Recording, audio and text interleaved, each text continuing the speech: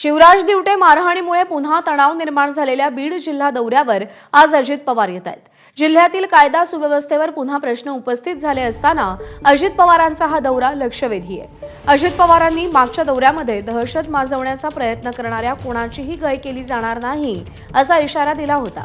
आता आज अजित पवार काय सुनावणार याची उत्सुकता आहे। अजित पवार आज जिल्ह्यामध्ये जिल्हा नियोजन समितीची बैठक घेतील। खरीप आढावा बैठकीतही सहभागी होतील।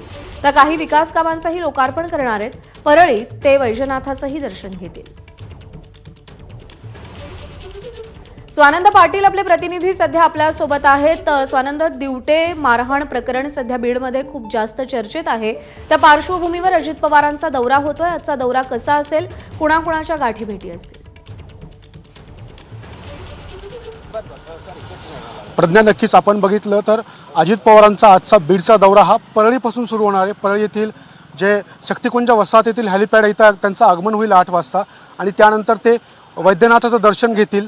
वैद्यनाथाचं दर्शन घेतल्यावर वैद्यनाथ तीर्थक्षेत्र विकास आराखडा अंतर्गत जे कामं सुरू आहेत या कामाची ते पाहणी करणार आहेत आणि त्यानंतर वैद्यनाथ विकास आराखडा आणि थर्मल बाबत एक बैठक होणार आहे शासकीय विश्रामगृह परळी येथे। आणि ही बैठक झाल्यानंतर अजित पवार जे आहेत ते अंबाजोगाई येथील स्वामी रामानंद तीर्थ रुग्णालयात नवीन इमारतीच्या उद्घाटनासाठी जाणार आहेत। आणि त्याच अनुषंगाने आपण जर बघितलं तर आज बीडमध्ये मोठ्या प्रमाणात पोलिसांचा फौजफाटा तैनात करण्यात आलेला आहे।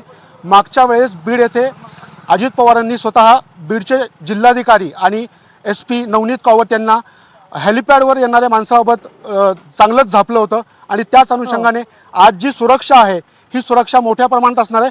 आपण जर बघितलं तर परळी थर्मलमधील हे हेलिपॅड आहे आणि या हेलिपॅडवरती आतमध्ये जे कार्यकर्ते आहेत त्यांना पण एक एक त्यांचं नाव तपासून त्यांना पुढे पाठवलं जात आहे।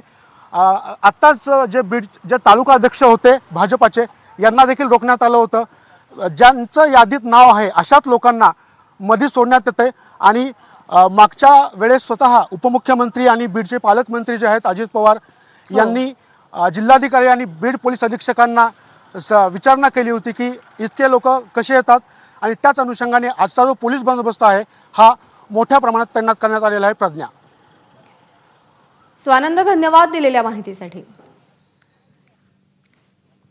बीड जिल्हा